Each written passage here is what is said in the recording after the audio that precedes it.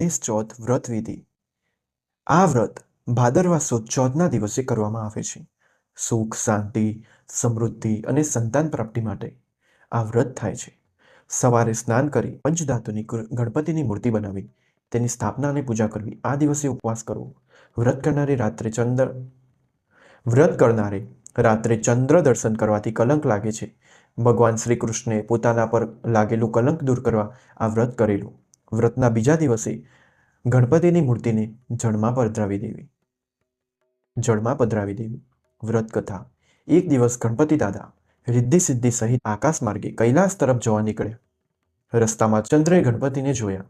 ગણપતિનું મુખ અને પીઠ જોઈને ચંદ્ર ખડખડાટ હસવા લાગ્યા અને તેની મસ્કરી કરવા લાગ્યા. આથી ગણપતિજીને ચંદ્ર પર ખૂબ જ ગુસ્સો આવ્યો અને તે ક્રોધિત થયા અને તેમણે શ્રાપ આપ્યો અને બોલ્યા, ચંદ્ર, તું ખૂબ રૂપાળો છે, એની ના નથી, પણ એથી અભિમાનમાં આવી જઈ અન્યની મસ્કરી ન કરાય.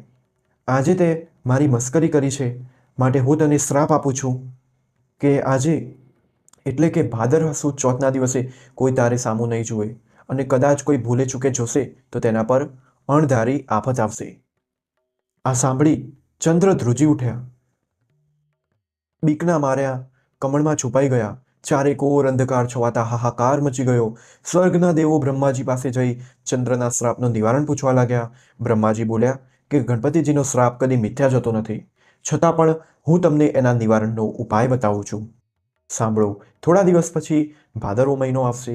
એ મહિનામાં સુદ એકમથી સુદ ચોથ સુધી ચંદ્રએ કરવાનું રહેશે કે ગણપતિની કોઈ પણ ધાતુની કે પંચધાતુની મૂર્તિ બનાવી તેની સ્થાપના કરવી, પછી વિધિવત તેની પૂજા કરવી, નૈવેદ્યમાં લાડુ ધરાવવા, સાંજે ગણપતિની મૂર્તિ વાજતે ગાજતે નદી કાંઠે લઈ જઈ જળમાં પધરાવી દેવી.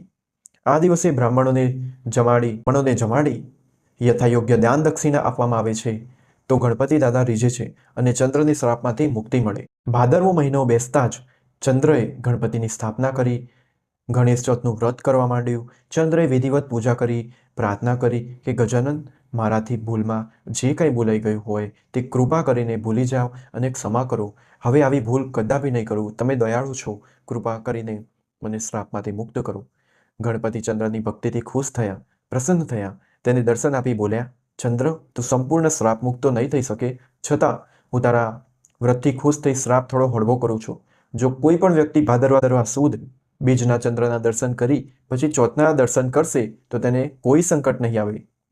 મિત્રો, પણ ભાદરવા સુદ ચોથના એકમાત્ર દર્શન કરશે તો તેને કલંક લાગશે. વળી આ કલંકને દૂર કરવા માટે કોઈ ગણેશ ચોથનું વ્રત કરશે તો હું તેના પર પ્રસન્ન થઈ તેને સંકટમાંથી મુક્ત કરીશ. હે ગણપતિ દાદા, તમે ચંદ્રને જેવું વ્રત ફળ્યા તેવું સૌને ફળજો. મિત્રો, કમેન્ટ બોક્સમાં જય ગણપતિ દાદા, જય ગણેશ, ઓમ ગંગ ગણપતિ નમઃ લખવા વિનંતી. કમેન્ટ બોક્સમાં જય ગણપતિ દાદા લખી દેજો. મળીશું નવા વ્રતની અંદર. ત્યાં સુધી જય ગણપતિ દાદા.